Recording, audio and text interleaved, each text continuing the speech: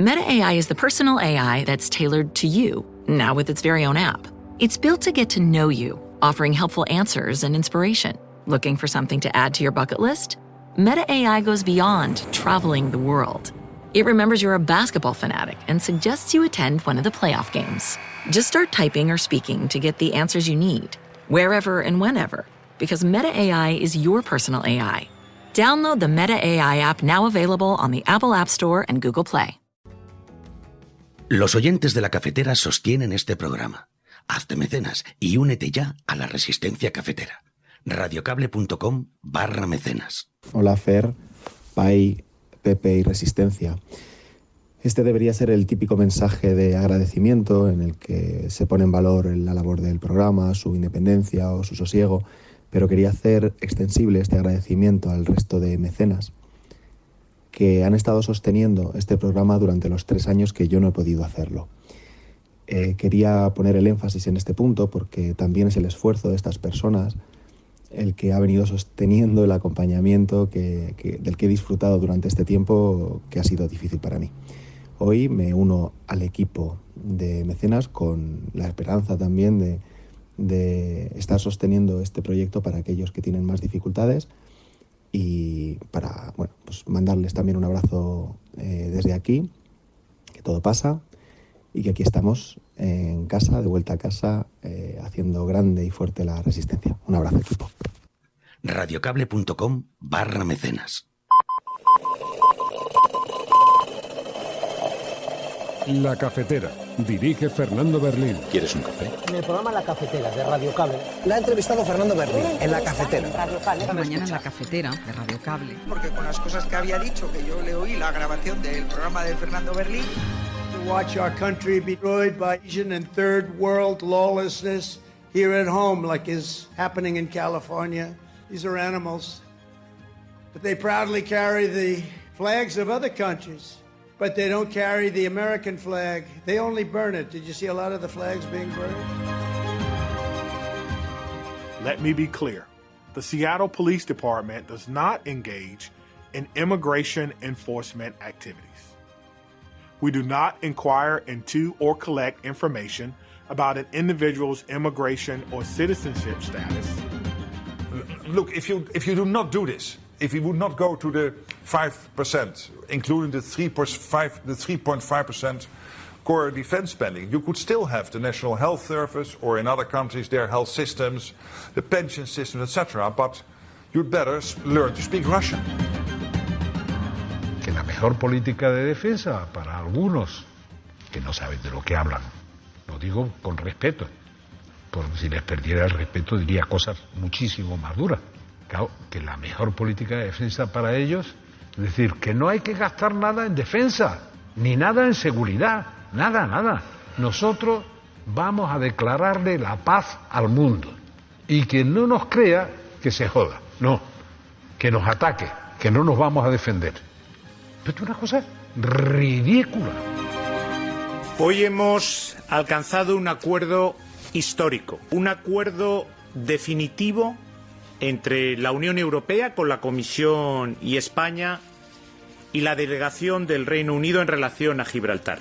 Este acuerdo marca un antes y un después para la estabilidad, la cooperación y el bienestar, creando una zona de prosperidad compartida entre Gibraltar y el campo de Gibraltar, como ha sido nuestro objetivo todo este tiempo. Gibraltar estará conectado con el espacio Schengen, ejerciendo España el control de entradas y salidas. La libre circulación de mercancías queda también asegurada. La situación del fiscal general es inédita en democracia. No puede perseguir delitos quien presuntamente los ha cometido. Usted debe de exigirle la dimisión. Este gobierno, entre fiscales que persiguen a delincuentes y delincuentes, siempre estará con los fiscales que persiguen a esos delincuentes. Está alterando la convivencia. Usted está debilitando la separación de poderes. Usted no puede controlar la justicia, por eso quiere destruirla. Es usted un verdadero peligro para la democracia. El señor Feijóo habla de corrupción cuando se puso al frente del Partido Popular para tapar la corrupción de la señora Ayuso. El señor Feijóo habla de falta de democracia. Lleva 2 años sin reconocer el resultado electoral de las últimas elecciones generales. Yo he leído el auto del juez Hurtado y me parece más que un auto de un cuento, ya lo comenté ayer. Creo que si alguien tiene que marcharse es él, que lleva 20 y pico años trabajando para el Partido Popular, literalmente, y el fiscal general del Estado, bajo mi punto de vista, por esto, no tiene que marcharse, igual que nunca tuvo que marcharse Vicky Rosell, igual que nunca tuvo que marcharse Mónica Oltra, igual que nunca tuvo que entrar en la cárcel pues independentistas, igual que todas aquellas víctimas de esta especie de ofensiva o de gente, en definitiva, que se cree que este país es suyo, pues no debió caer. El PSOE tiene que entender que no forma parte de esta chupipandi que se ha montado el fascismo en este país. ¿Teme que le puedan salpicar a usted? Cuidado. Yo no tengo ningún miedo. No tengo nada que defenderme, además. No sé qué es lo que puede haber. ¿Usted no ha participado en ninguna adjudicación ilegal? En ninguna. ¿Qué te llega a esta hora desde el Partido Socialista? Pues estoy justo con María Jesús Montero hablando y me dice, ¿pero alguien tiene el informe? Es que están perdidísimos. ¿Tienen informe? ¿Sabes de alguien que tenga el informe? O sea, no lo tienen y Pedro lo que les está trasladando, o sea, la fuente. Estamos en antena, ¿eh? Sánchez, quiere decir, ¿no? ¿Perdón? Inma, Carretero. No estoy aquí para defender a ningún socialista, pero a ningún miembro del PSOE me refiero. Pero es que el señor Santos Cerdán, ¿qué tipo de causa judicial tiene encima? Es decir, aquí en este país un día se empieza a rumorear que hay un informe de la Guardia Civil contra alguien y se empieza a decir que es un corrupto. Pues oiga, pues es que este señor no tiene ningún tipo de informe encima, ningún tipo de causa judicial. Entonces, ¿defender a Santos Cerdán de qué? ¿De qué? Y la pregunta es, si entramos en este bucle, ¿quién será el siguiente? Son las 8:30 de la mañana. Las 7:30 en la Casa Museo de José Saramago, en Tías, Lanzarote.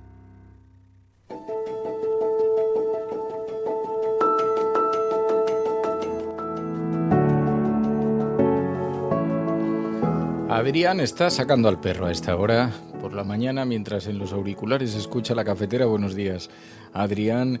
Muy buenos días a todos. Enrique Quesada, buenos días. Claro, yo que me las veía muy tranquilo, decía, este verano va a ser suave, va a ser tranquilo, porque no podemos aguantar todo el año, va a bajar la presión seguro. Pero es que ayer a última hora de la tarde un informe estalló en las manos del Partido Socialista. Bueno, en las manos del Partido Socialista no, porque ya habéis visto en ese micrófono abierto en la cadena SER que en el PSOE estaban muy desconcertados y no sabían por dónde llegaba el fuego. Pero en el diario.es anoche la Guardia Civil entregó al Tribunal Supremo grabaciones de Santos Cerdán, el número 3 del PSOE, que lo sitúan al borde de la imputación.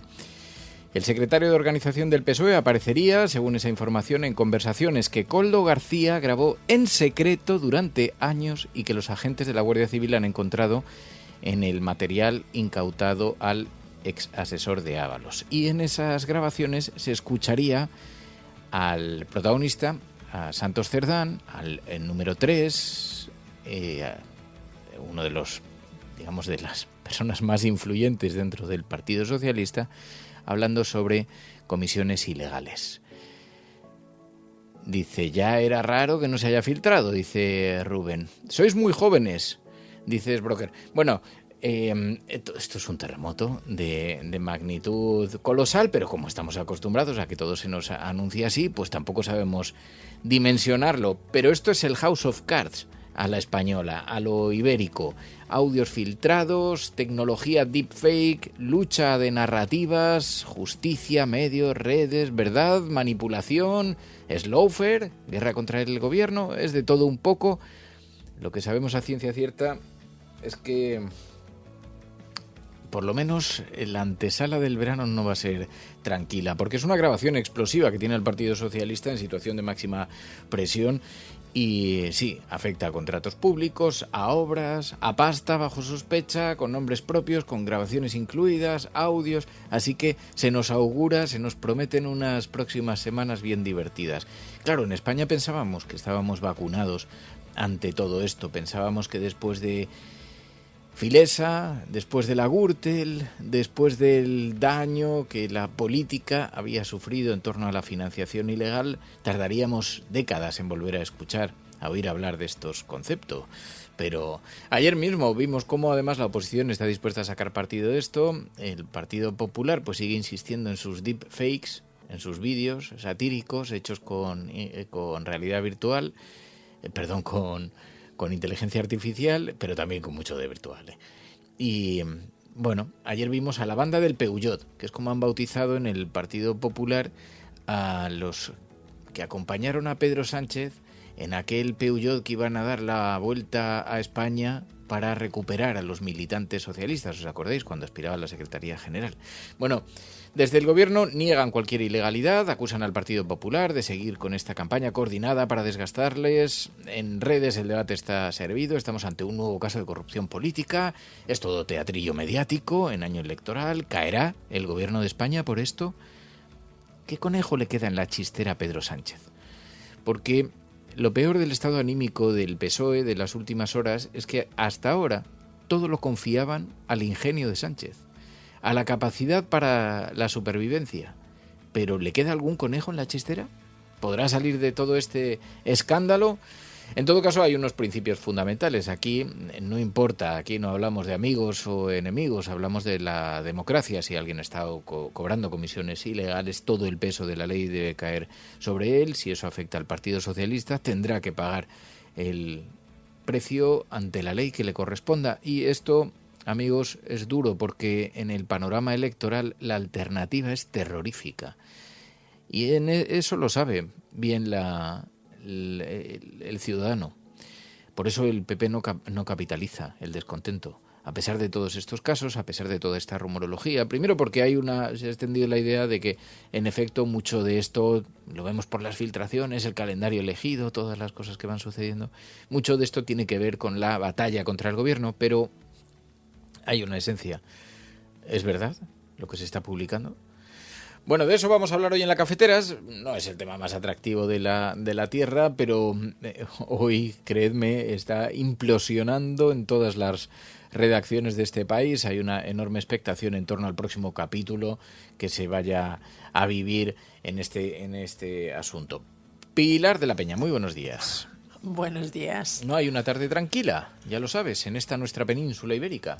Hay que asumirlo, hay que empezar a entender que estamos en esa etapa y bueno, en la información internacional tampoco hay tardes tranquilas últimamente, así que podemos tomar ejemplo de lo que sucede. La verdad es que negativo es, ya sea para aumentar la polarización, el malestar, la sensación de frustración, la decepción con la política. En cualquier caso, sí sería deseable que se llegara al fondo de estas cuestiones y que desde luego se depuraran responsabilidades si las hay también, que luego estamos en una era también a que quizá las grabaciones y todo este tipo de materiales comprometedores puedan también verse comprometidos por el tema de la inteligencia artificial que decías antes, más allá de los vídeos satíricos también puede ser un asunto que empiece a interferir en la política, pero desde luego no corren buenos tiempos, ¿no? Claro, yo creo que la esencia, precisamente como apunta Clara en el chat de YouTube, como apunta nuestro oyente, que la alternativa sea terrorífica no puede justificar la corrupción. Y aquí hay un principio, vaya por delante, que no tengo ningún interés, ninguna animosidad con que el Partido Socialista se le encuentren flancos de la naturaleza que sea, pero yo a esta hora no me encuentro en disposición de saber si estaban cobrando comisiones ilegales o no. Las informaciones, y lo señalan, en fin, periodistas bastante acreditados como Pedro Águeda en el diario.es, están siendo destacadas en prácticamente todos los medios de comunicación, son bastante contundentes. Lo que sabemos es que la Guardia Civil dice que hay una grabación en la que a Santos Cerdán se le escucha hablar precisamente de comisiones ilegales, del cobro de comisiones ilegales. Si esto es así, todo esto forma parte del territorio de la especulación, pero estaríamos hablando, siempre presuntamente, de la financiación ilegal de un partido. Si es que es así, porque claro, es lo que decía Pilar, llevamos una ristra, hace unas semanas decían va a estallar un informe de la Guardia Civil contra Santos Cerdán. Nadie había visto el informe y tuvo una repercusión extraordinaria. Ya deberíamos estar vacunados contra las fake news, pero que haya desconfianza no significa que no pueda estar sucediendo. que haya una campaña muy agresiva contra el gobierno no significa que no se haya destapado un caso de esta naturaleza. Y cuando se dice, bueno, nunca habíamos visto un clima como el que estamos viviendo, no es exactamente cierto tampoco. Los que peinamos alguna cana, y como ya tengo 50 años, en este país hemos visto mucha tensión política. Lo que pasa es que ahora por primera vez se traslada a los ciudadanos. Pero hemos visto mucha tensión, ¿eh? Cuidado, que Felipe González, presidente del gobierno entonces, tuvo que declarar en el Tribunal Supremo. Y tuvo que declarar por la guerra sucia. Estábamos hablando de asesinatos, ¿eh? No estábamos hablando de cosas menores. Financiación ilegal, todo el caso Filesa, corrupción, el director de la Guardia Civil. Vivimos tiempos en los que la presión era extraordinaria y se percibía, y el váyase señor González era constante, y había una serie de periódicos y de televisiones coordinadas en ese señalamiento, pero es que el señalamiento tenía fundamento. Entonces el tiempo lo dirá. Puede que estemos viviendo en un clima de gran persecución contra la política progresista. Lo que sí que es cierto es que en esta ocasión la alternativa pinta mal. La alternativa, claro, se frota las manos el Partido Popular y Vox, pues dice, hombre, la Guardia Civil tampoco es que esté libre del si puede hacer que haga. Sí, por eso digo, conviene esperar en la medida de lo posible, porque nunca se sabe, actuar con la mayor de las cautelas, pero tampoco podemos abstraernos como si no estuviera siendo publicado nada. Hoy, por ejemplo, me ha llamado la atención que en el Confidencial.com no hay una sola referencia a este tema, ni una sola en el Confidencial. Lo lleva el diario.es, lo lleva el periódico El País, lo lleva la cadena SER, lo llevan los grandes medios progresistas. Pero, sin embargo, en el Confidencial, y también hay bastante cautela en la portada del Mundo.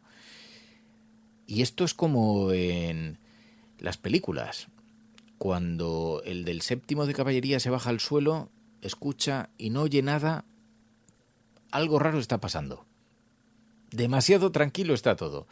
Buenos días, mundo. ¿Quieres un café? Venga, un poquito de House of Cards aquí en la cafetera.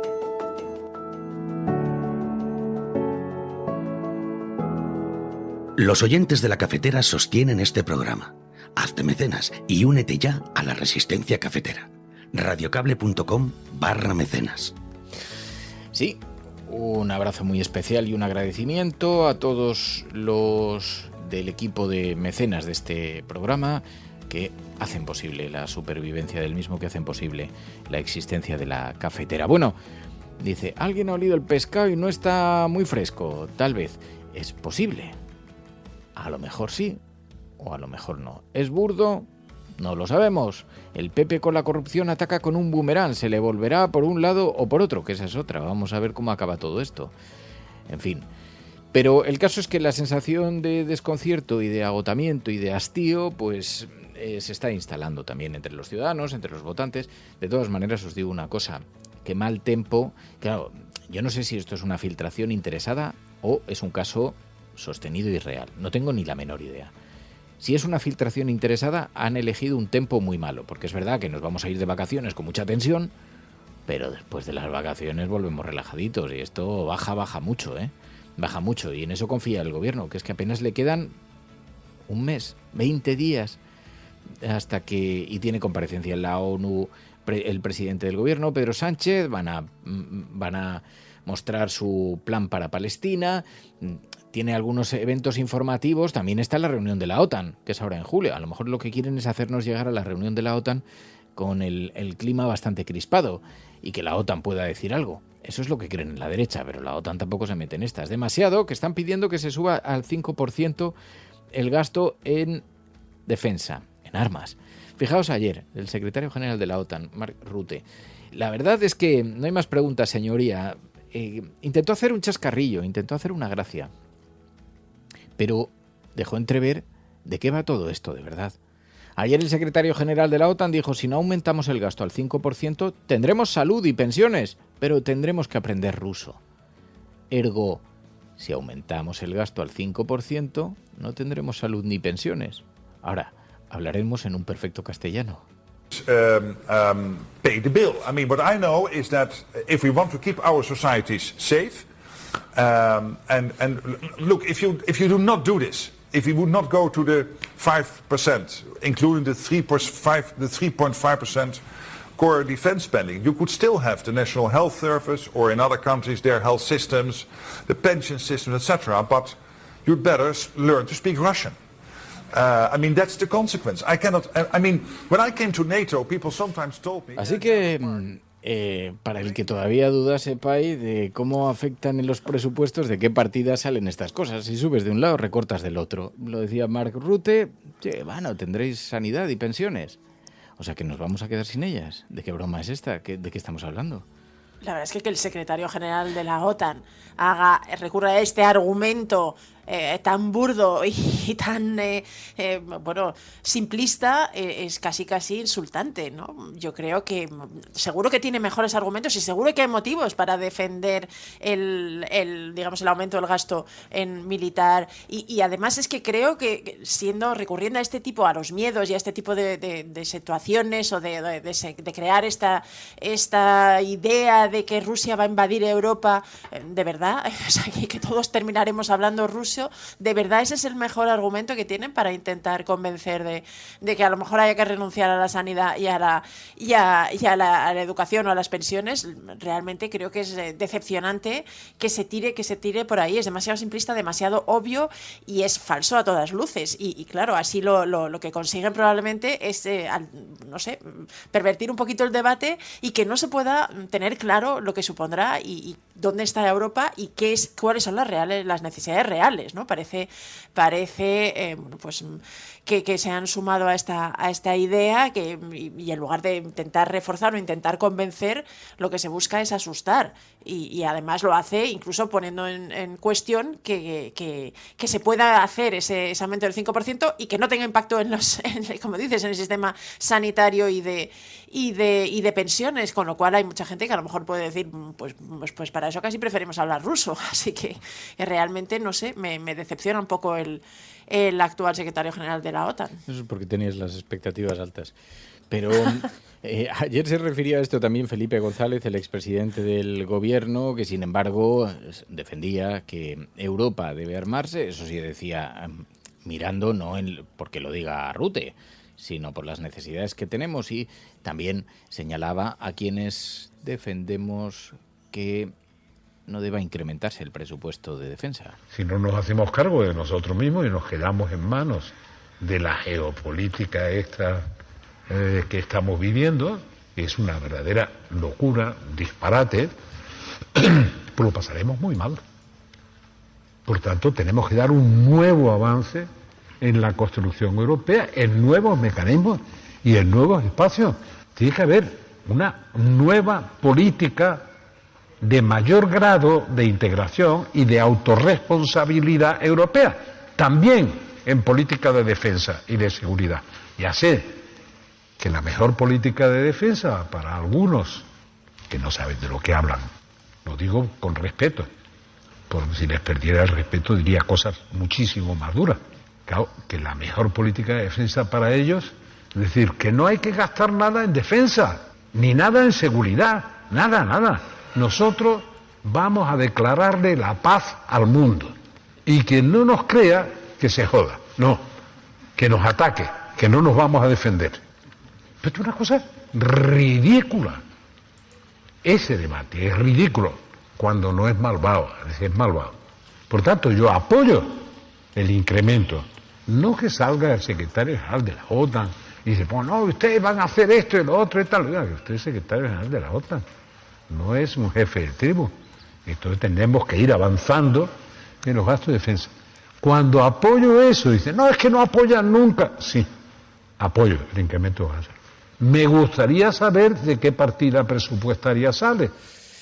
Bueno, efectivamente, ¿de qué partida presupuestaria va a salir? Pero en todo caso es uno de los debates. Ayer, de todas formas, fue un día en el que el gobierno confiaba recuperar algo, la agenda política y especialmente la exterior, con un anuncio muy relevante.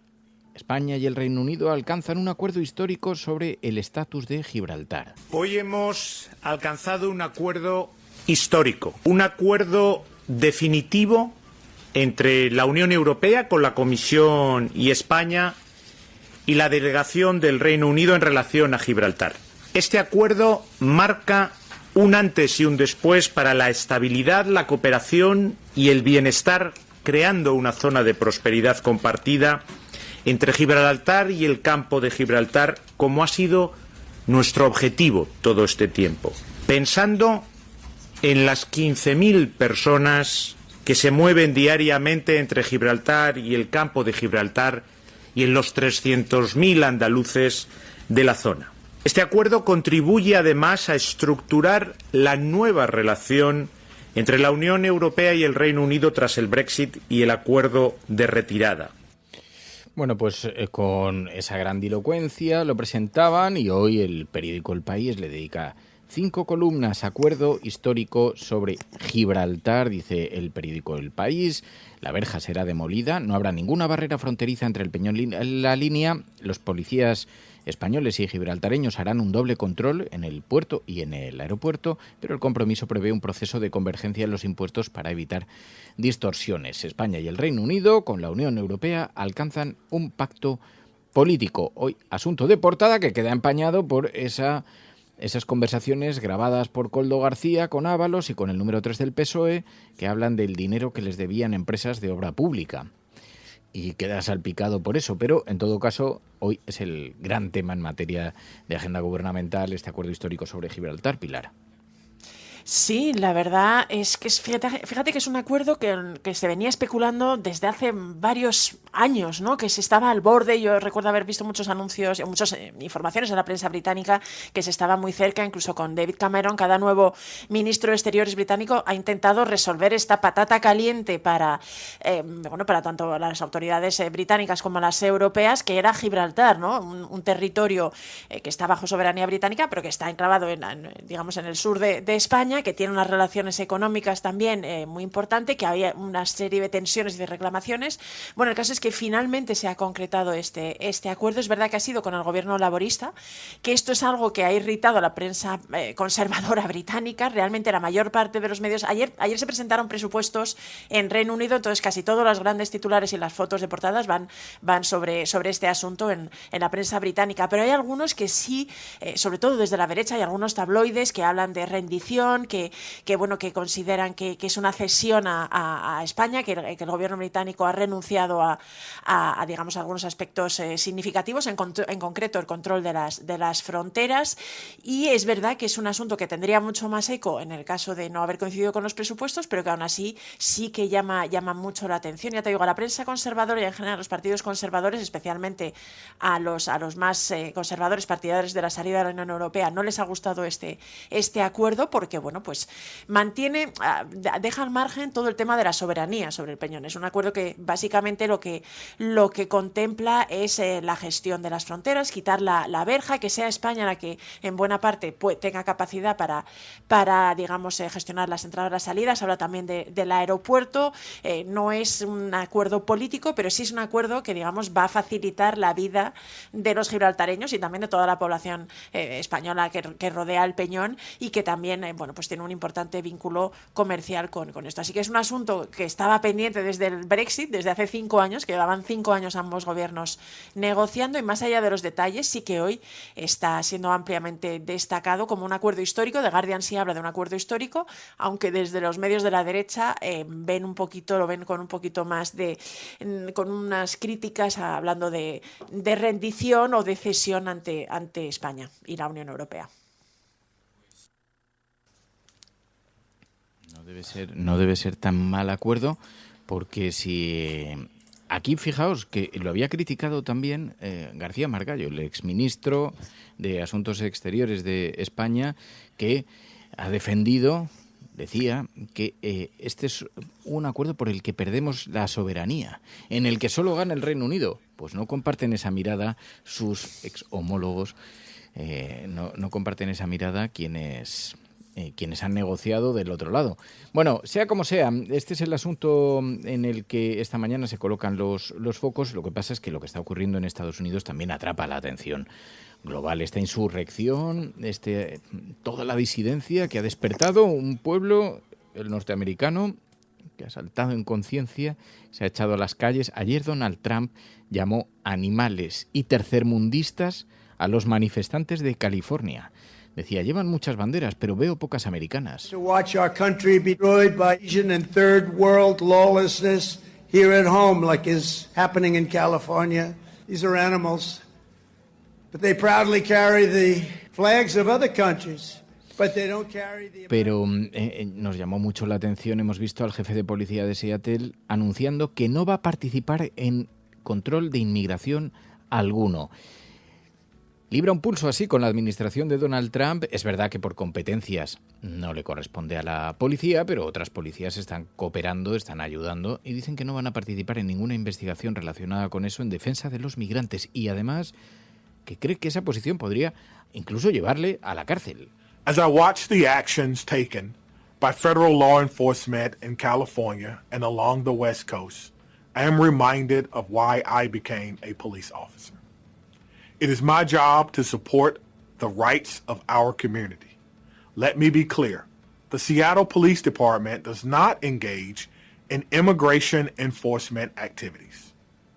We do not inquire into or collect information about an individual's immigration or citizenship status unless it is directly connected to a state or local criminal investigation. Pues a mí lo que más me seduce de todo esto es que, en primer lugar, las imágenes a las que estábamos asistiendo, que son terribles, las detenciones y deportaciones de personas que los vemos por la calle, que son de una arbitrariedad extraordinaria y que vemos a gente que está acompañada de sus hijos y de pronto les arrebatan a los críos, bebés incluso, y se los llevan detenidos, criaturas de 12 años que quedan tiradas en la calle en medio de Nueva York sin que nadie les pueda atender porque están deteniendo a su madre. Estamos viendo imágenes de una crudeza bestial. Durante semanas las retinas de los norteamericanos lo han soportado, de pronto se han echado a las calles, en algunos lugares como California se ha convertido en una mecha que está incendiando y que está además contagiando al resto del país, pulso del gobernador de California, también el jefe de policía. En diferentes lugares se está produciendo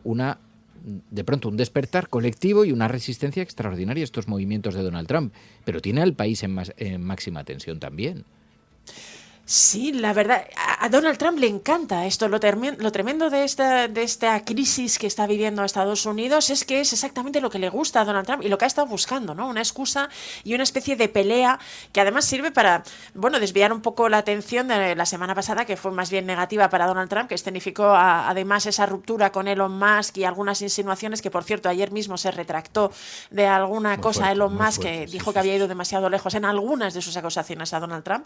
Pero más allá de todo esto, lo tremendo de esta crisis con la política migratoria es que además ha habido un cambio en la estrategia, ¿no? Donald Trump justificaba la necesidad de sacar del país a todos los delincuentes, a todos los criminales que relacionaba con la inmigración, pero tenía un discurso señalando que era necesario para garantizar la seguridad acabar con ellos. Pero es que en las últimas semanas ha cambiado esto, ya ha dejado de ir porque, entre otras cosas, muchos de los que él consideraba delincuentes o de los que habían detenido o buscando, digamos que tenían algún tipo de antecedentes, en muchos casos no los tenían, han estado deportando a gente que no tenía ningún delito ni ninguna causa pendiente con la justicia, pero es que en los últimos días lo que han ido es a detener a cualquier migrante, es decir, a gente que eran camareros, jardineros, costureras, padres de familia que estaban por la calle, incluso en las graduaciones.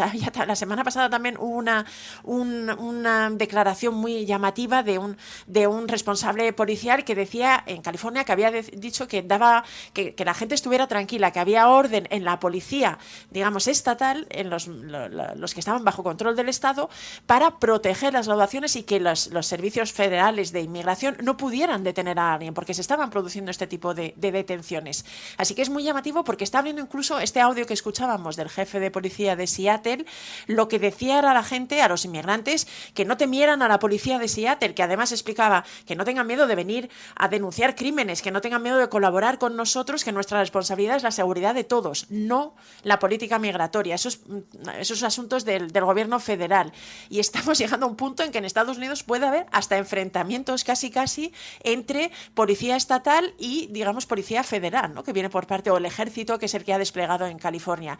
Así que la situación es realmente, ya no sé ni qué adjetivo utilizar para calificarlo, pero está provocando una tensión y está provocando una reacción también muy importante, ¿no? Cada vez Los Ángeles, y es verdad lo que ha habido una serie de actitudes violentas, ha habido disturbios, pero de fondo lo que hay es una reacción de muchísimas personas diciendo que esto están en contra de esta política tan agresiva y en contra de los inmigrantes, que además en buena parte son los que mantienen la economía del país, con lo cual hay muchísimos negocios que sin los trabajadores inmigrantes no pueden funcionar.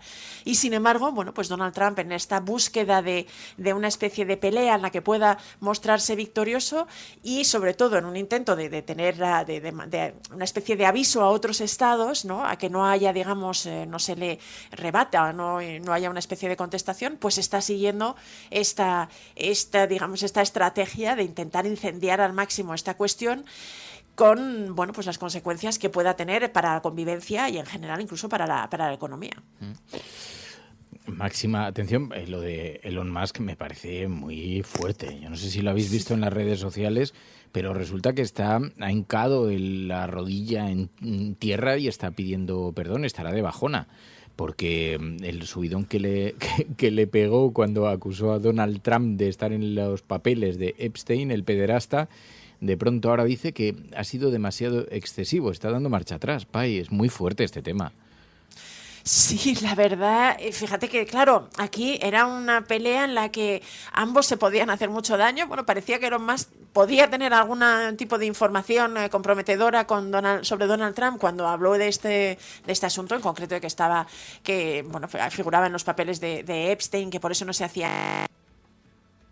Pero, bueno, lo cierto es que también Donald Trump explicó las cosas, cómo podía cancelar todos los contratos que tienen las empresas de Elon Musk con la administración, lo cual da un indicio también de hasta qué punto estaban relacionadas y estaban vinculadas ambas actividades, ¿no?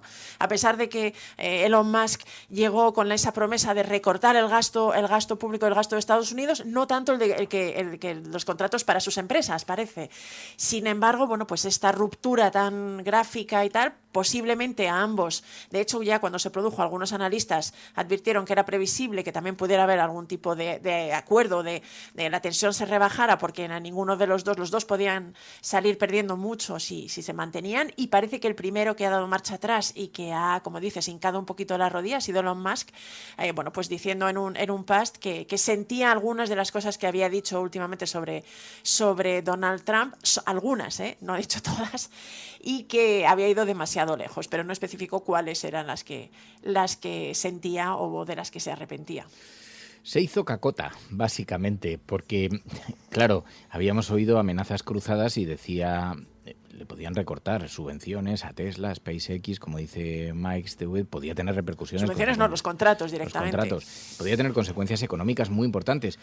De todas maneras, este paso atrás a mí no me hace más que reafirmarme en mi teoría de la conspiración de que todo esto es teatrillo, que les viene muy bien romper públicamente, quizás se pasó de frenada. Donald Trump entiende esta dinámica porque ¿habéis visto alguna vez el wrestling?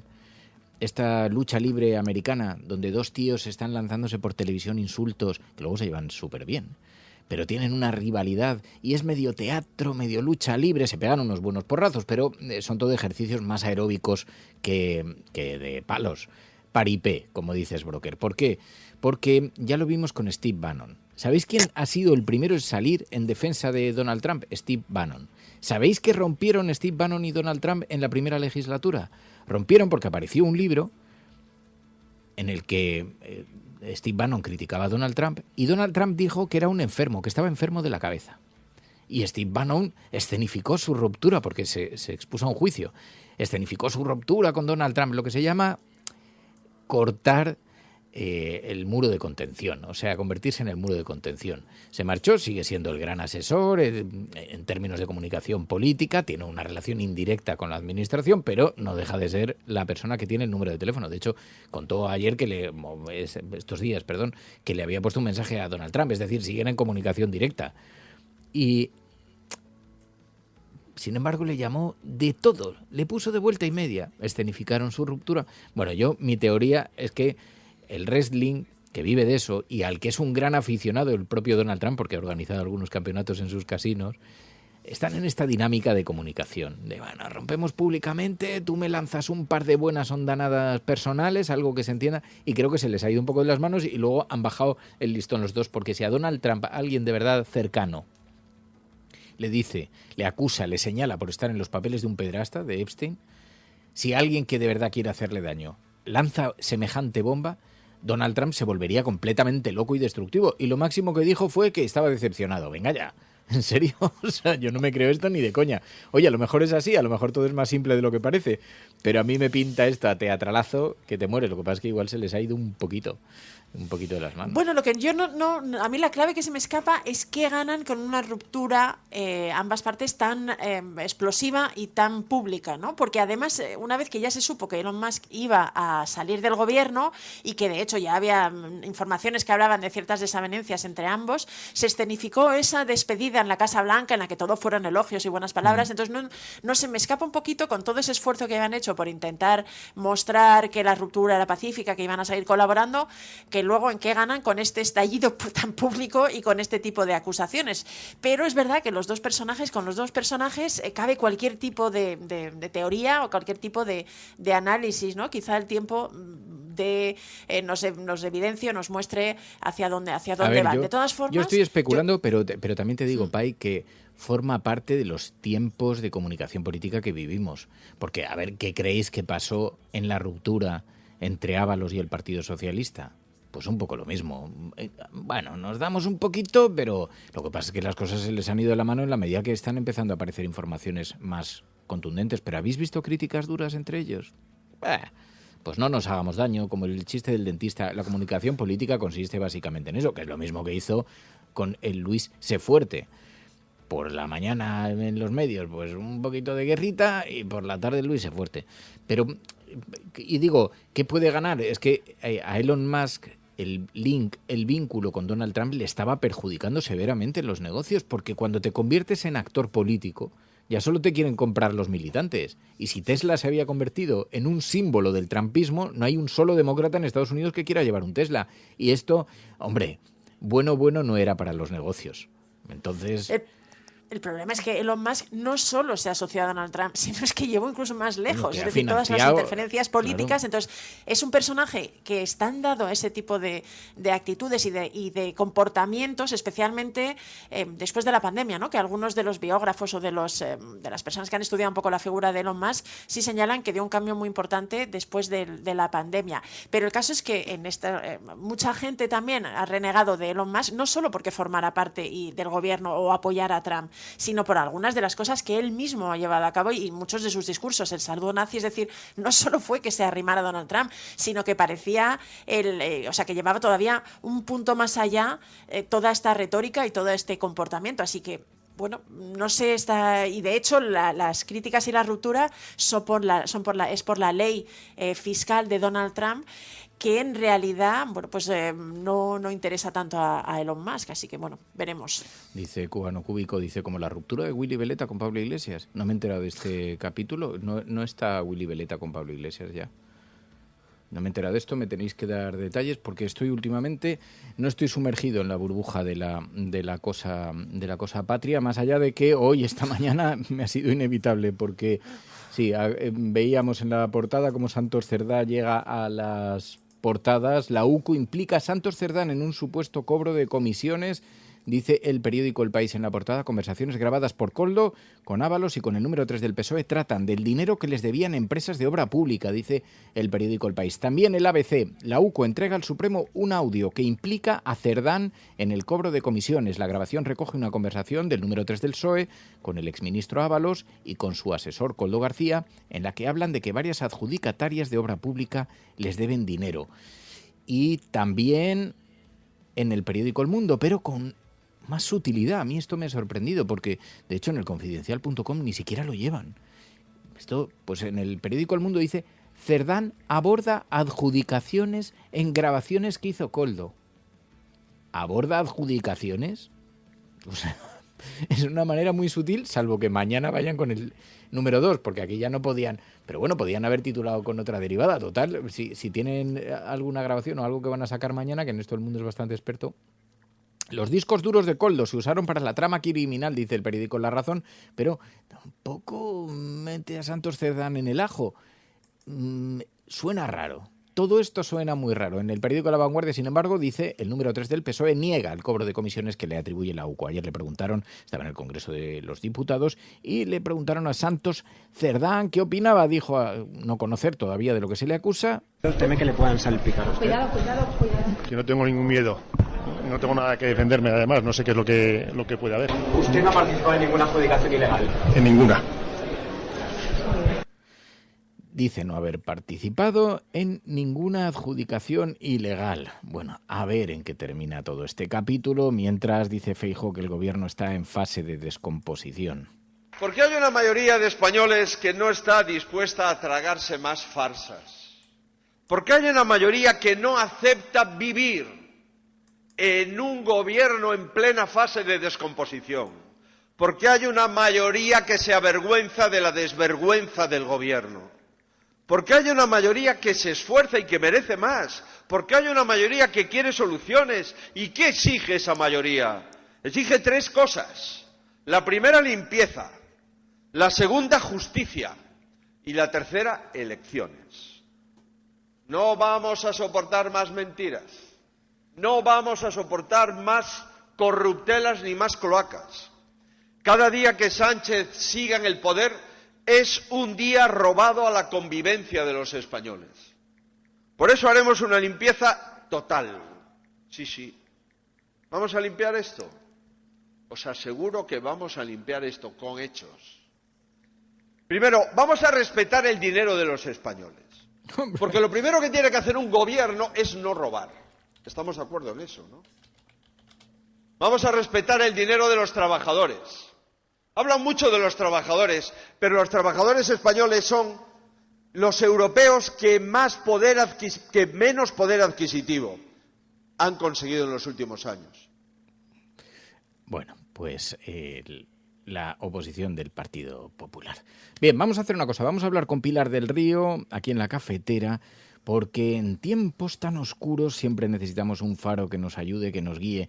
Y el gobierno ha planteado el centenario de la generación del 27 como el más luminoso. Vamos a hablar con ella. Hablemos del 27, de las mujeres del 27. ¿Qué va a hacerse para este centenario? Estás escuchando La Cafetera. Los oyentes de La Cafetera sostienen este programa. Hazte mecenas y únete ya a la resistencia cafetera. radiocable.com/mecenas.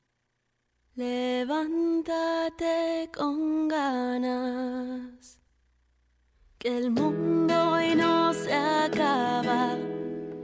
No dejemos la esperanza en la caja de Pandora. Siente el nuevo día y deja ya las penas. Hay que vivir con alegría y sentir con valentía, porque no estás tan sola, nunca estarás sola. Juntos podemos hacer que todo salga bien. No te Ay, Pilar del Río, muy buenos días. ¿Qué tal estás? Mira, pensando un poquito. Oyendo el programa y diciendo tantas noticias de niños que muerden a perros. Cuando estudiamos periodismo se nos decía que lo normal es que los perros mordieran a los niños, que eso no sería noticia nunca, pero sí que los niños mordieran a los perros.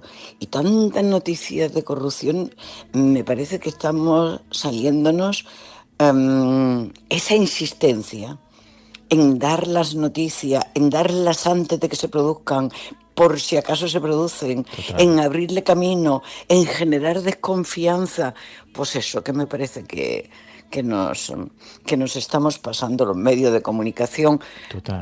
O las empresas de los medios de comunicación, que Total, igual aunque les interesa tener inestabilidad. dicho así me siento un poco responsable, pero es que tienes mucha razón, porque pensaba, digo, en realidad el 90% de los medios que están hablando de este tema ni siquiera han visto el supuesto informe, ni las supuestas grabaciones, ni nada. Algunos sí, me consta que sí, porque he tenido la oportunidad de preguntarlo, pero es todo como, bueno, pues ya veremos, a ver, bueno, parece que, dicen que.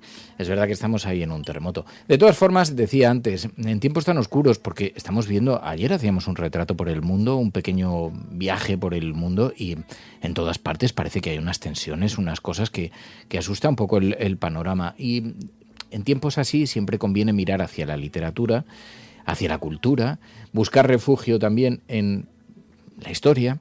El gobierno ha anunciado que plantea, está planeando el centenario de la generación del 27 como importantes actos, el más luminoso, decían desde el gobierno, el más luminoso proyecto de futuro. El ministro de Cultura lo ha presentado. ¿Qué te parece esto? Pues mira, me hubiera parecido terrible que nos estuviéramos acusando los unos a los otros y que se nos acerque el 27 y habiendo tenido una generación de poetas tan luminosa, que no fuéramos capaces de detenernos un momento a reflexionar, a pensar y a lo mejor a escribir un poema, que es lo que me parece que debiera ser la conclusión. Entonces me ha gustado mucho que ya que estamos en el 25, es decir, tampoco que se vayan a hacer unos preparativos muy grandes, pero una serie de instituciones que nos suenan a todos, desde el Ministerio de Cultura, al Ateneo de Sevilla, la Residencia de Estudiantes de Madrid, a los lugares que fueron fundamentales en la vida de los poetas claves de la generación del 27, Granada, Sevilla, Madrid, que estos lugares se unan para festejar a unos seres humanos que no es que fueran superiores, sí, es que ahondaron en lo que somos los seres humanos y consiguieron sacar expresiones muy bellas de dolor, de denuncia, de amor. Bueno, pues lo que cantó la generación del 27, de entendimiento, entre otros, de entendimiento con las culturas, el poeta en Nueva York de Lorca, o los gitanos en Lorca, las sorpresas de Alberti, Los Ángeles. Pero, Fernando, quiero hacer una crítica. Sí. ¿Puedo? Sí, además la intuyo. Es que la foto que a todos se nos viene a la cabeza, a todos y a todas, cuando vemos la generación del 27 en el Ateneo de Sevilla, una cantidad de hombres, algunos ya con incipiente barriguita, pese a que eran jóvenes. Bien es verdad que podía ser barriguita o un gesto un poco de orgullo. Hombres. ¿Y las mujeres qué pasa? Que las mujeres nunca fuimos poetas, que las mujeres no estamos relacionadas con la cultura, que las mujeres no sabemos escribir un verso, que las mujeres tal vez es que no sepamos amar, ni volar, ni poner la imaginación. Entonces, estas preguntas a mí me parece fantástico que se las estén haciendo también ahora, que se estén recuperando los grandes nombres de mujeres de la generación del 27, que muchos de ellos los hemos ido conociendo luego, pero sin vincularlos a la generación, porque leímos La memoria de la melancolía de Teresa León, el libro que mejor describe la guerra y el exilio, o sabemos de Concha Méndez, o de la pintora vanguardista Maruja Mayo, que se quedó en España, pero la pobre se quedó en el silencio, y que por cierto yo la conocí, a Rosa Chacel, María Lejárraga, que tenía que firmar siempre con el nombre del marido, Gregorio Sierra. En fin, esas mujeres que fueron portentosas y que la historia anula, incluso la historia cultural, por el hecho de ser mujeres, pues se están recuperando ahora. Y me parece una buena noticia que, entre Coldo y la generación del 27, yo prefiero la generación del 27. Total, las sin sombrero, como dice Moniquilla, que fueron como se bautizó. Pero es verdad, y qué silenciadas, qué olvidadas. Yo no recuerdo haberlo estudiado en el colegio esto. No lo estudiamos, lo fuimos descubriendo cuando se fueron publicando libros, que algunos de ellos ya estaban publicados en América, en el Fondo de Cultura Económica de México o en Argentina. Pero cuando nos llegaron, por ejemplo, la memoria de la melancolía, nos quedamos absolutamente fascinadas.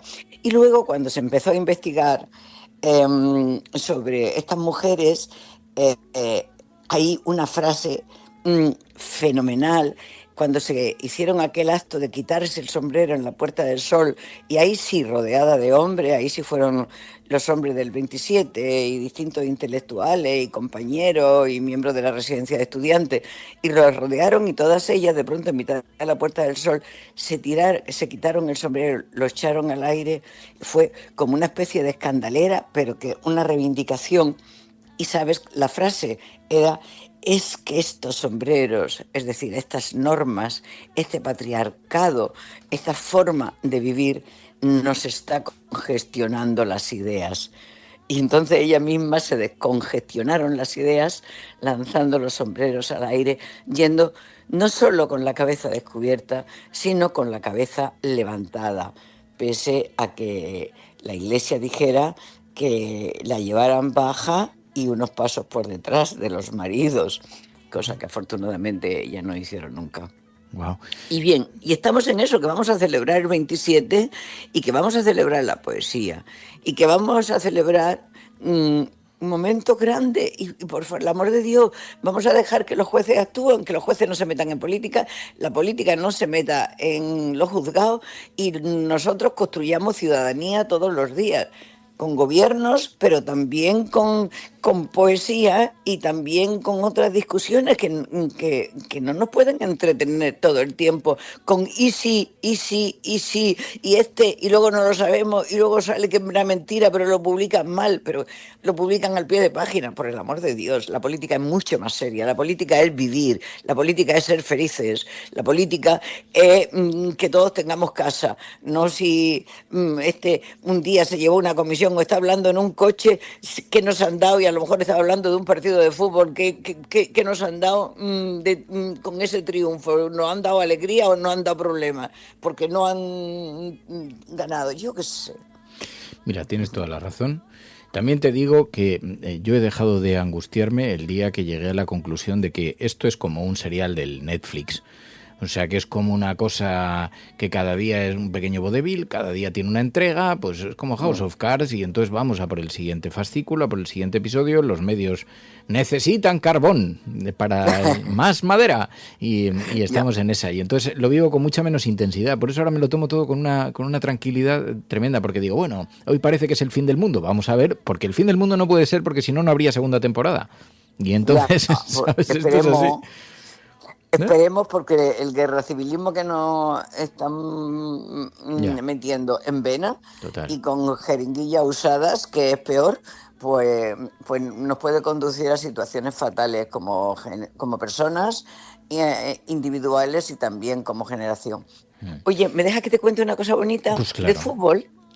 Eso ya me extraña más, esa composición de forma, pero vale. Es que estuve hablando con personas relacionadas con el entrenador de Portugal, que es español, y bueno, que es un tipo culto y simpático, y entonces como la final de este último campeonato que se ha celebrado y que seguramente tú no sabes nada, yo tampoco sé mucho, luego no me preguntes, y nuestra resistencia también debe de saber poquito, pero en fin, que se ha celebrado un campeonato de fútbol y la final el domingo pasado era entre Portugal y España, y entonces, problema, ¿quién queremos que gane? Y empezamos a hacer circular en la Feria del Libro que no queríamos que ganara ninguno, que queríamos que empataran, pero decían los que saben de fútbol, no puede ser, porque si empatan hay una prórroga y si no hay goles hasta que... Y digo, salvo que se pongan de acuerdo y que dicen campeones los dos, ¿por qué no? pues vamos a ser campeones los dos. Bueno, pues la noticia que supe ayer y que me gustó es que no campeones los dos, pero que el ambiente de simpatía entre la delegación, no se llama, la selección española y la selección portuguesa en el juego fue estupendo. Y después del juego, y que además se abrazaban y estaban contentos porque unos tenían familia en un lado, otros en otro, habían pasado, el entrenador de Portugal es español, el Ronaldo tiene mujer española, hijos españoles, los niños estaban gritando España, España, en fin, cosas así, y que fue muy bonito porque al final decía, si es que pasara lo que pasara, iba a ganar la península ibérica. Y eso me ha parecido muy bonito, oído de jugadores de fútbol. Pues sí. Muy bonito. Muy raro en el fútbol, pero por eso bonito. Que Pilar, cuídate mucho. Nos vemos prontito. Por aquí, que vienes a Madrid y vienes a firmar dentro de poco, ¿verdad? Sí, el domingo estaré en la Feria del Libro, que es el último día, a la última hora. Y bueno, y nos veremos en Madrid. Venga. Nos veremos. Cuídate, Pilar. Un besito muy fuerte. Besos. Adiós. Seguimos aquí en la cafetera. Los oyentes de la cafetera sostienen este programa. Hazte mecenas y únete ya a la resistencia cafetera. radiocable.com/mecenas. Bueno, enseguida vamos a hablar también con Emilio Silva y con Pepe Romero, aquí en la cafetera.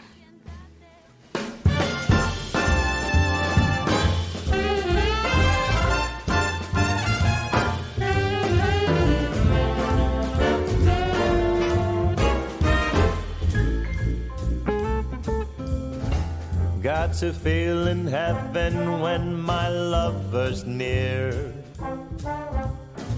Lord, let this moment... Pepe Romero, muy buenos días. Muy buenos días. ¿Me oyes bien? Te oigo perfectamente. ¿Tú a mí? Pues hay algo de retorno. ¿Hay algo de retorno? ¡Retorno! ¡El retorno de Pepe! Ya, eso no lo podemos evitar. Pero te digo una cosa. ¿Que tú ya has concluido tu periplo o no? Sí, bueno. Oye, ¿qué tal? Buenos días. Siempre me da gusto ir a escuchar a Pilar antes de que hables conmigo. Sí. No sé para qué me llamas después de eso. Dice Hot Pepe. Un poco caliente el programa. Claro, porque además estoy convencido de que, y mira que ha dicho Pilar, ha lanzado, pero estoy convencido que algo tienes que decir sobre un poquito cómo está el clima político, a pesar de que a esta hora estés mirando el mar. Sí, hay varias cosas. Desde lo del clima político es irrespirable. Y yo creo que ahora vivimos en tal confusión. O sea, por un lado parece que los jueces libran una batalla contra el gobierno, pero no conviene que el PSOE se refugie en eso para aclarar cosas como el tema de los dos secretarios generales, que bueno, primero fue Ábalos, pero ahora es Santos Cerda, y yo no digo que sea culpable, pero no lo pueden despachar con silencio. O sea, la situación es lamentable. Y lo que tienen que hacer en la medida de lo posible es aclarar lo que está pasando, porque si no, todo se enturbia, parecen que todo es lo mismo y eso no nos ayuda a nadie. Entonces, por favor, no sé de qué manera pueden hacerlo, aclarar cuanto antes estas situaciones, despejar los balones y dejar la situación lo más limpia posible. Porque esta sensación de que todo es lo mismo, todos son iguales y demás, es lo que destruye la democracia y es lo que hace que ganen los partidos más radicales. Hombre, tenía razón Pilar en una cosa. Vamos a esperar a conocer de verdad, porque ya de estas nos han caído 20 o 30, que nos lanzamos al titular y a la hipérbole y de pronto ni informe ni dice eso. Vamos a esperar, cuando lo conozcamos en profundidad, pues ya podremos valorarlo. La derecha está siendo bastante cauta esta mañana, no sé exactamente por qué, no sé qué estarán preparando. Pero... No, a mí la verdad es que todo esto me parece, en un momento además donde se ve cómo se va extendiendo, lo que está pasando con la ultraderecha internacional es como una mancha de aceite que se va extendiendo poco a poco y puede llegar a todos los sitios. Entonces conviene que aquellos que compartimos valores firmes respecto a los valores que tenemos en el país, los ejerzamos de manera radical y que esto se aclare. Es bueno. Lo que pasa es que lo que dice, mira, dice un oyente, dice Rubén, hombre, por el momento lo único que pueden hacer es el silencio, Pepe, porque no saben ni siquiera de lo que se le acusa ni qué pruebas tienen, porque solamente saben las preguntas que les hacen los periodistas. Algo de información, digo yo que es un gobierno, pero si la tiene, no parece, porque fíjate lo que pasó ayer, en Hora 25. Estaban en el programa por la noche, en la cadena SER, y un micro se queda abierto, pero estaba siendo emitida la conversación. Esto en las redes sociales hoy está estallando, fijaos. Ma, ¿qué te llega a esta hora desde el Partido Socialista? Pues estoy justo con María Jesús Montero hablando y me dice, ¿pero alguien tiene el informe? Es que están perdidísimos. ¿Tienen informe? ¿Sabes de alguien que tenga el informe? O sea, no lo tienen y Pedro lo que les está trasladando, o sea, la fuente. Estamos en antena, ¿eh? Sánchez, quiere decir, ¿no? ¿Perdón? Inma, Carretero. Inma, ¿estás por ahí? Lo que debía estar es buscando el último agujero que hay que meterse. Perdona, que es que yo estoy oyendo mal porque estoy en un sitio con poco... Ya. ¿Qué decía Inma Carretero? Decía Inma Carretero que en el gobierno estaban perdidísimos y que no tenían información, que no conocían pero se lo estaba contando a Aimar Bretos y se lo estaba contando pensando que no estaban en directo. Y entonces cuando vieron que estaban en directo, de pronto se produjo un silencio atroz. Pero bueno, más allá de la anécdota, más allá de este tema, lo que sí que parece es que el gobierno no tiene esa información. ¿Cómo vas a contestar? Porque además hay una cosa, Pepe, cabe la posibilidad de que sea verdad. O sea, cabe la posibilidad de que Santos Cerdán esté diciendo no, eso no es verdad y que lo sea. Y si lo es, ¿qué es? ¿Una comisión que cobraban ellos? ¿Esto durante el tiempo que han estado en el gobierno o es anterior, es en las comunidades autónomas? Voy más lejos. ¿Cabe la posibilidad de que haya financiación ilegal del Partido Socialista? Porque si entramos en el territorio de la especulación, cabe todo. Pero claro, ¿qué respuesta va a dar el gobierno en caso de que eso sea así? Pues ninguna. No porque, yo tengo... Hay un tema que en esto conviene aclarar. La contratación pública de obra pública por parte de las administraciones, ya no digo por parte de la Administración Central, es muy compleja y desde la Unión Europea se han puesto determinados mecanismos para que la ley de contratos del Estado sea muy dura. Es muy difícil que un político pueda influir, lo digo honestamente, pueda influir en una decisión sobre a quién se adjudica obra pública. Es muy difícil, porque el sistema es muy garantista para que eso no suceda. Porque tienes que tener a los funcionarios corruptos, que yo no me lo creo, o sea, es de una complejidad extraordinaria. Entonces, conviene que se aclare todo y que se digan estas cosas, que de verdad que coger un contrato público, más allá de los contratos menores, se adjudique, porque un político lo dice, a determinada empresa, a mí me parece muy difícil, pero bueno. Bueno, yo no lo sé, sé que en esto como en todo hay expertos para hacerlo, porque ayer contaban que en Valencia había sido siempre hay fisuras que conocen perfectamente. Pues no sé si es la ampliación de las adjudicaciones, los sobreprecios, no sé muy bien dónde está. Los contratos menores y cuando ahí se podría prestar, pero es complicado. Bueno, a lo mejor sí, lo que tú dices, que puede haber una ampliación de contrato, no lo sé. A mí me parece que el tema requiere que se clarifique de una vez, porque de verdad que necesitamos confiar en nuestros gobernantes. Es imprescindible. Y te puedo hablar de una cosa que hoy me ha gustado y que convendría, si lo tienes, lo leyeras o que sí. Es el artículo, la columna de Luz Sánchez Mellado de hoy en El País, es memorable. Ella habla de que se levanta, como estamos todos hoy hartos de la política, hartos de lo que dicen, intentando entenderlo, y que se fue a comprar ropa a un centro comercial. Y de repente ve a un padre con una camiseta de Vox esperando que salga su hijo de un probador. Y el hijo sale con una ropa pues típica de una persona que tiene una orientación homosexual. Y se ve la tolerancia del padre hacia el hijo y dice, hijo, cómprate lo que te dé la gana, que es precioso, porque se ve cómo todos vivimos en nuestras contradicciones. Y después hubo una mirada de complicidad entre Luz Sánchez Mellado y el padre diciendo, bueno, ¿qué le vamos a hacer? Que me parece precioso, porque indica la enorme complejidad de la sociedad en la que vivimos. Hombre, no hay mejor vacuna para entender la sociedad que vivir realidades. Dice, la gente detesta la sanidad pública sobre el papel, la gente muy de derechas, hasta que un día tiene un cáncer. Y entonces ese día agradeces cuando te tratan, cuando te cuidan. Bueno, vamos a hablar con Emilio Silva y de Memoria Histórica aquí en la cafetera. Pepe, que descanses estos días en lo que te dejen, en lo que puedas. De todas maneras, hablamos el lunes tranquilo. Lo que me deja la familia es muy dura y yo realmente para mí toda la política de conciliación es hablar contigo, lo demás es entregado a la causa del hogar. Menos mal, bueno, te dejan entonces este respiro, ¿sabes? Este espacio de libertad para que yo te fustigue. La verdad es que lo de tu familia es encomiable. Bueno, oye, muchas gracias. Gracias, Pepe. Un abrazo. Hasta luego.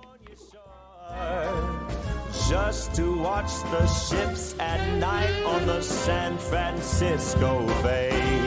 Oh, lover, please, please stay. Don't say you have... Españoles. Franco ha muerto. Por cierto, aquí ha habido una masacre, cambio. Oye, pero de verdad una masacre, ¿eh? El hombre de excepción, que ante Dios y ante la historia... ¡Quiete todo el mundo! ¿Quiénes? Que acaban de ocupar el Parlamento. ¿Quién lo dice esto? Coño, yo que lo acabo de oír. Ah, amigo, tú eres un mierda. ¿Por qué? Porque no has querido nunca. Joder, qué bárbaro, oye. No has querido nunca. Está impresionado. No has querido nunca. Todos contra la reacción. Todos contra el fascismo. Confirmo que he ordenado a las autoridades civiles y a la Junta de Jefes de Estado Mayor que tomen todas las medidas necesarias para mantener el orden constitucional. Es que creo que nosotros estamos para mirar al futuro, para encargarnos de los problemas de las personas, de los vivos y para dejar a los muertos que descansen en paz. Oír a un cura decir rojo asesino, todos los rojos son unos asesinos, y saber que mi padre era rojo y que lo habían matado. Es por el bien de todos los infelices que han muerto por tráfico. Las grandes, las olas de ciertas llanuras, galopa caballo. El mensaje de la patria eterna que dice a todos sus hijos: paz, piedad y perdón. Estás escuchando La Cafetera.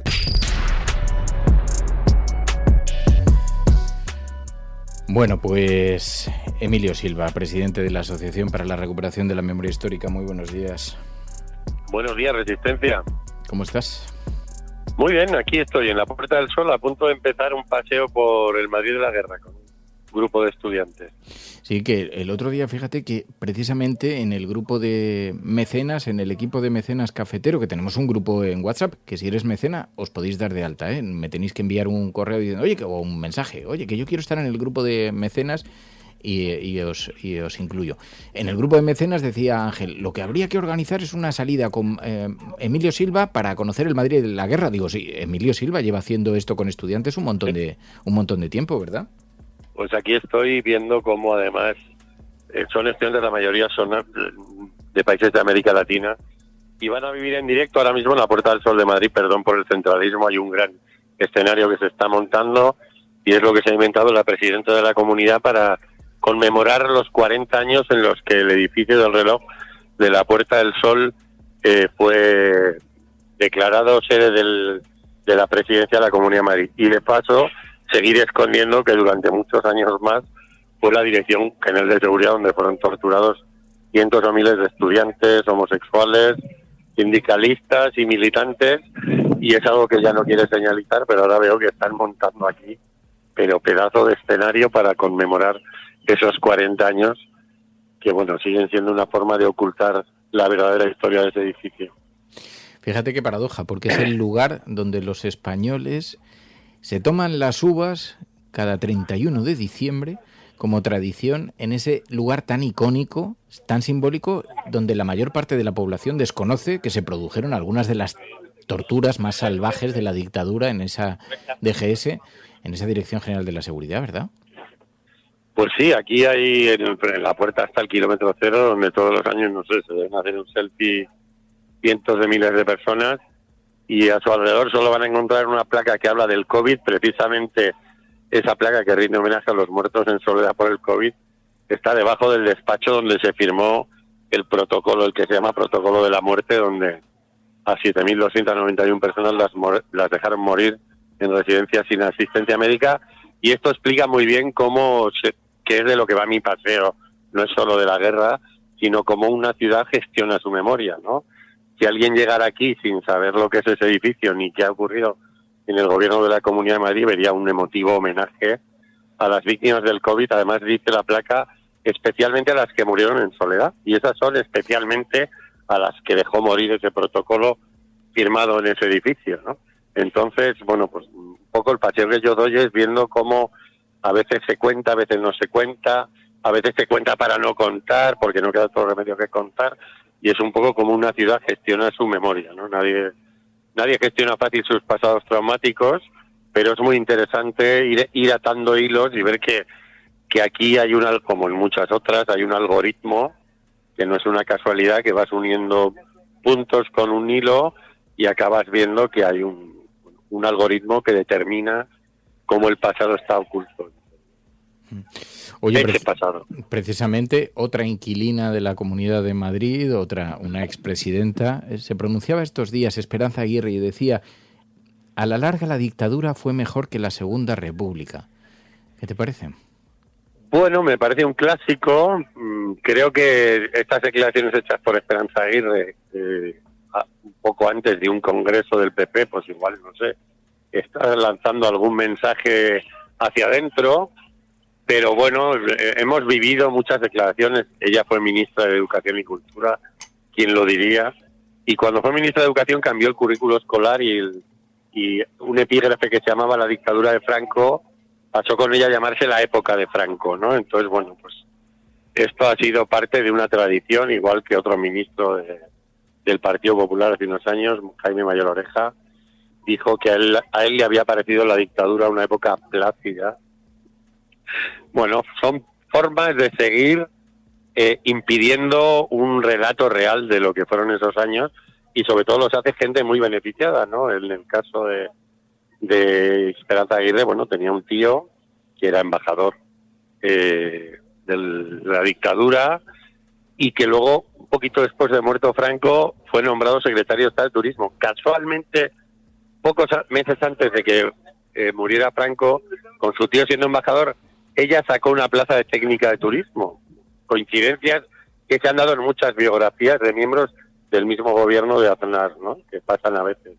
Entonces, bueno, esto no deja de tratar de socavar esa cosa de que la Segunda República fue algo caótico y que, bueno, al final la dictadura que nos desarrolló económicamente un poquito, pues ya era una cosa mucho mejor, ¿no? Lo que pasa que eso consiste en olvidar muchos detalles, por ejemplo, a las 400.000 personas que murieron lejos de los brazos y los abrazos de sus padres entre 1936, que son las primeras personas que se pueden exiliar a partir del golpe, y 1975, y jamás pudieron volver a pisar las calles en las que habían aprendido a caminar, ¿no? Y cosas similares. Entonces, bueno, yo creo que la derecha está reconstruyendo esta relación con ese pasado que no se atreve a abandonar, y menos ahora que tiene una competencia por la derecha, y esta cosa de Esperanza Aguirre, que intentó ser la Margaret Thatcher española, ¿no? Nuestra dama de hierro, y fracasó, entre comillas, en el intento. Fue la dama de hierro de la Comunidad de Madrid, pero no a nivel estatal. Pero bueno, lo que está demostrando es esa derecha que es incapaz de desvincularse de ese pasado, y luego yo creo que tiene una cosa muy clara, ¿no? Siempre la han tenido. Aquí la izquierda desgraciadamente nos intentó convencer de la idea de que el fascismo y el antifascismo eran reconciliables. Yo ya he hablado aquí varias veces de eso. Es imposible esa reconciliación, porque alguno de esos dos elementos debería renunciar a su identidad para poder acercarse al otro, ¿no? Y la derecha lo entendió muy bien desde el principio, que tenía que esconder su cultura fascista para conquistar todos sus privilegios o reconquistarlos en la democracia, pero que no tenían que dejar de ser lo que fueron, ¿no? Entonces, una parte de la izquierda que sí dejó de ser lo que había sido en la lucha contra el franquismo, y la derecha nunca lo ha hecho, simplemente pues ha disimulado, ¿no? Y bueno, pues ahora vemos cómo se llaman a sí mismos demócratas, cómo defienden la palabra libertad, y todo eso tiene mucho que ver con la trampa y ese ejercicio de parte de la izquierda de haber abandonado a quienes realmente lucharon por la libertad cuando esa palabra era un delito gravísimo, ¿no? En la dictadura. Y bueno, es un patrimonio que hemos perdido y de alguna manera, cultural, políticamente, deberíamos tratar de recuperar y no dejarlo en manos de alguien que firma un protocolo que deja morir en soledad a 7.291 personas y luego les pone una placa debajo de su despacho para hacerles un homenaje, ¿no? O en ese mismo edificio hay otra placa de otro acontecimiento que tampoco ocurrió allí, que está dedicada a los muertos en los atentados del 2004 en Atocha, y ya sabemos lo que hizo entonces el Partido Popular, pero tiene esta cosa de gestionar y esconder sus vergüenzas poniendo este tipo de conmemoraciones sin ninguna vergüenza, ¿no? Porque es un enorme ejemplo de la doble moral, el mismo que el de Esperanza Aguirre, ¿no? Que pertenece a una familia que hizo muchísimos negocios con la dictadura y bueno, gracias a eso ha formado parte de una clase dominante, ¿no? Y gracias a esa dictadura, pues yo he formado parte, voy a decirlo así, de una clase dominada. Entonces, bueno, hay formas primero de empezar a denunciar esa estructura social, ¿no? Y a contarla, y luego de desenmascarar, ¿no? A estos demócratas que jamás lo fueron, que tienen como presidente fundador a un ministro de una dictadura y que utilizaron el terrorismo ETA para empezar a decir nosotros los demócratas, porque antes no habían podido hacerlo, y que ETA asesine a alguien y puede asesinar a un fascista no lo convierte en demócrata por ser una víctima de ETA, pero eso lo representa muy bien en esta misma ciudad una cosa que hizo Ana Botella, otra que tenía una oposición de funcionaria, un puesto de funcionaria, que fue inaugurar algo que se llama la Ruta de la Libertad, que son, bueno, pues una serie de lugares donde ETA asesinó, y la primera parada es el lugar donde asesinaron a Carrero Blanco, ¿no? Carrero Blanco, por mucho que volase, nunca fue un demócrata y fue un fascista y un destructor de la democracia, ¿no? Entonces este intento de lavar la cara a personajes como este, pues está explicando esta derecha que no acaba realmente de asentarse en los valores democráticos y por lo tanto rechazar todo lo que ocurrió en el franquismo, que iba contra la democracia. Bueno, hay que decir que Esperanza Aguirre pedía paralelamente también que la derecha imitase en España a Milei.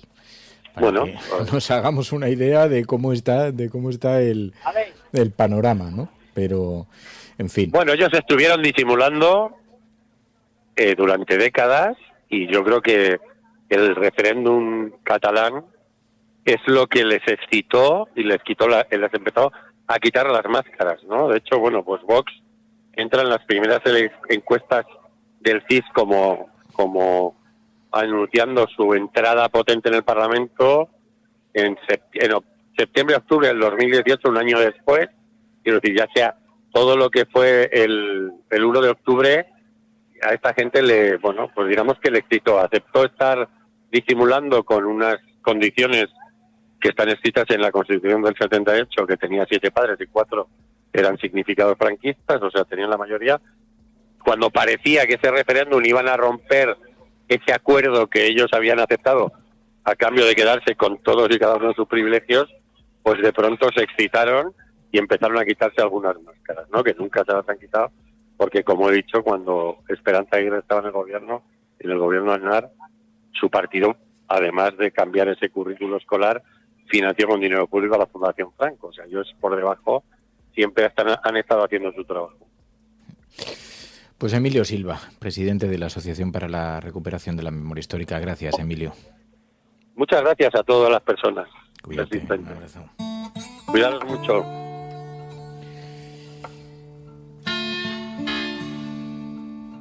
Bueno, pues así está la cosa, queridos amigos. Así es la cosa en la cafetera. No digo nada, Pai, y lo digo todo. Lo dices todo. Sí. Nos vamos a marchar enseguida, pero hay que apurar los últimos tragos del café. Ayer me fui a la jungla, me fui al refugio. Al refugio, tío. Había una mecenas de la cafetera que dice: a mí me encanta cuando cuentas tus historias del refugio, de tu latifundio. Madre mía, cómo es la naturaleza. Esta primavera, o sea, es extraordinario. Estuve hace un mes... No hace falta irte al refugio, casi a cualquier sitio de campo que vayas, y te refieres a lo exuberante que está. Es que es increíble. La vegetación es brutal, sí. Dice: a la jungla con Avellán. Es que eso era la jungla, o sea, no pude entrar con el coche y mira que soy bestia, con el coche, pero había un momento que ya era, digo, es que esto es que no va a quedar ni una pieza. Bueno, la hierba, estuve hace aproximadamente 1 mes y medio, 2 meses, a lo mejor se me ha ido un poco el tiempo, y lo había dejado desbrozado. Madre mía, qué paliza me tuve que meter ayer. O sea, agarré la desbrozadora, lo bestia, bueno, una cosa loca. Y la casa por dentro, ha llovido mucho este año, como dice Obdemurian.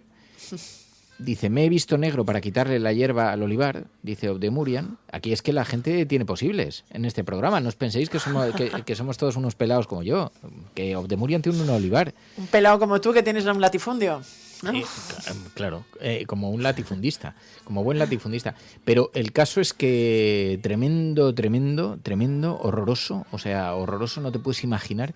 Y la casa ha decidido que quiere ser montaña, ya lo conté aquí un día. Entonces están creciendo unos hongos negros y sí, ya sé que hay quien dirá, Fer, que eso es muy serio, que eso es muy grave, Dios mío, eso es gravísimo, ya lo sé yo. Estoy atacando como puedo con lejía todo el día dándole, pero vuelven a salir ahí.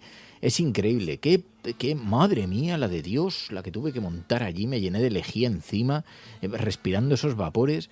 En fin, tremendo. De todas formas, qué poquito necesita la naturaleza para desbordarse, ¿no? O sea, es verdad que bueno, paseas por el campo, por cualquier campo así un poco salvaje, y es verdad que ahora mismo el nivel de flores, de matorrales, de ya sean cardos o hierbajos, es, vamos, que casi que lo miras a los ojos, ¿no? Salvo que seas muy alto, y eso simplemente con unas cuantas lluvias, un poco de sol, bueno, con unas cuantas lluvias, no con bastante lluvia, pero la capacidad que tiene para eso, para desbordarnos en cuanto se dan las mínimas condiciones que necesita. Sí, dice Spani Roskalnikov, dice, pon un deshumificador y échale anti-moho. ¡Oh, qué buena idea!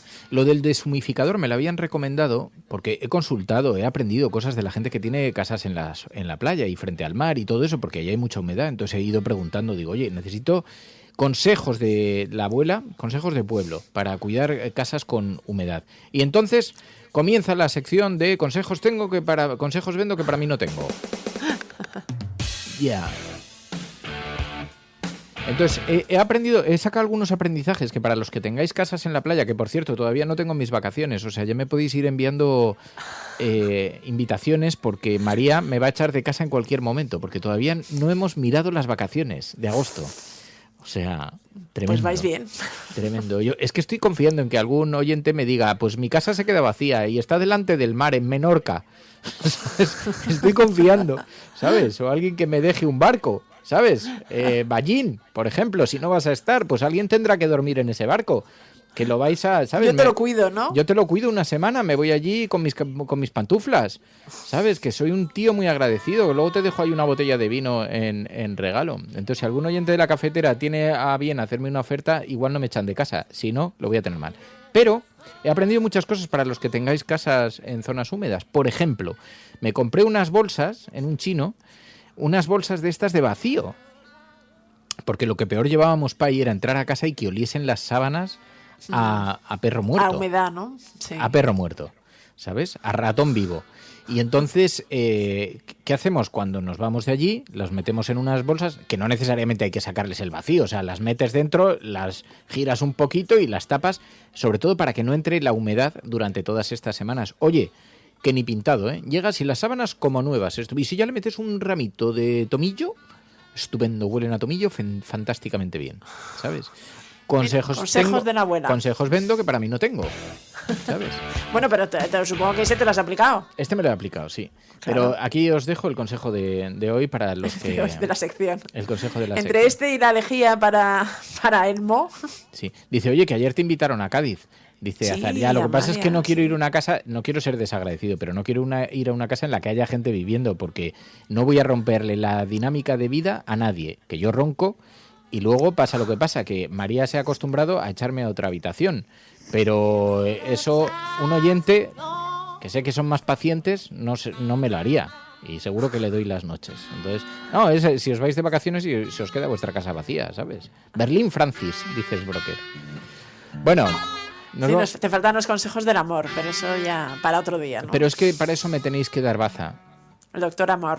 Sí, para que yo os dé recomendaciones sobre el amor me tenéis que abrir vuestra puerta de vuestro corazoncito, vuestro triste corazoncito, para que yo le envíe recomendaciones, ¿sabes? Entonces, si alguien tiene alguna petición, alguna solicitud, me dice, oye, mira, yo tengo un problema con este capítulo del amor, ¿qué crees que debo hacer yo? Soy muy osado. Os puedo recomendar muchas cosas, así que... Eso sí, no te responsabilizas, no admites que te hagan rendir cuentas de ningún tipo de consejo, ¿no? Mira, Juliana dice que ella vive en el Pirineo, que está en el Pirineo, y que hay unos mosquitos como no ha visto nunca, del tamaño de manos. Eso es verdad, este año es una pasada. Es una pasada, va a haber unos insectazos así. Y garrapatas seguro también. Sí. Yo en el campo ayer, pero no vi ninguna, y siempre veo 80, siempre se me suben 80. Hay una especie de moda ahora de miedo con las garrapatas. Yo recuerdo en la infancia, cuando volvíamos de pasear con el perro, que se las quitábamos a mano. Esto era, y ahora es como, no, cuidado, que te va a entrar la fiebre del tal, es que es peligrosísimo. Digo, hombre, siempre ha sido así, digo, yo qué sé, pues tampoco será nuevo. Pero yo tenía entendido que era peligroso porque se te podía quedar la cabeza, o sea que tenías que hacerlo muy bien al extraerla, era peligroso para el perro, no para ti. Es que hay muchos peligros ahora. Te puede dar la fiebre del Lyme, el no sé qué del Lyme. La enfermedad del Lyme, ¿no? La sí. enfermedad del Lyme, entonces dicen que si te pica una te vayas directamente a urgencias, que digo también, a ver, toda la vida hemos vivido, digo, hombre, alguno caía, pero no caían tantos. Y luego dicen que se te puede infectar. Pero también lo de las infecciones, ahora es que todo es como, échate cristalmina, no te has echado cristalmina, pero si me he hecho un rasguño, pero si toda la vida me he caído con la bici y me he hecho 80 raspones cuando era... Dice, Fer, la lejía no quita el moho. Álvaro, no me digas que sabes más que los 80 consejos que me he leído en Twitter. Porque si sabes algún dato, dámelo. Bueno, nos vamos, que hay que marchar. Gracias, Pai. Gracias a la resistencia siempre. Dice, las garrapatas transmiten muchas enfermedades, que eso es muy malo, dice Interesting. Ya lo sé. Pero ahí está, en parte de nuestro campo. Nos marchamos, mañana volvemos con más cosas aquí en La Cafetera, porque sí, queridos amigos, esto es La Cafetera. Si lo estás escuchando, eres la resistencia, no importa, allí donde estés. Gracias a todos. Hasta mañana.